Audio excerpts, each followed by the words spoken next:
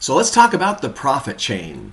Now we know that leaders impact profitability in some of the decisions that they make, but they also impact profitability in a way that you may not have thought of. If you look at a lot of different retail chains or restaurants or franchises throughout the United States, they've done some particular work that helped quantify the impact of leadership. And one of the things they've done is they've gone around and they've gone to each one of their locations and they've done employee advocacy surveys. They want to see how happy their employees are at work. They've also, at the exact same time, did customer advocacy surveys to see how happy their customers are.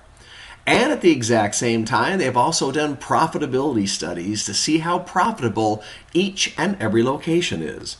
And the results came back and they always show the same thing. The locations that have the highest employee advocacy also have the highest customer advocacy, and they also tend to be the most profitable in the organization.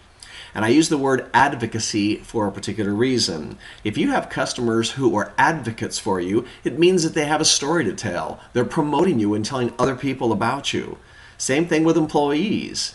Not just satisfied, but they love where they work, so they tell other people about you as well. So anytime you've got advocates, they're helping you grow your business and promoting you, so that's great news. So what we learned is we learned that high employee advocacy translates into customers who love coming back more frequently, translates into greater profitability. So we know that employees who are happy translate into greater profitability.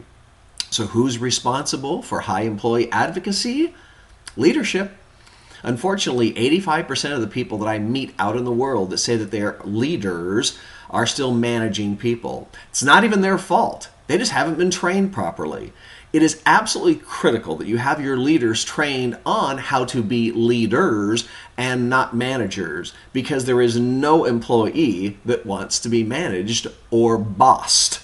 So you might give that some consideration next time when you're thinking about how to spend your training dollars.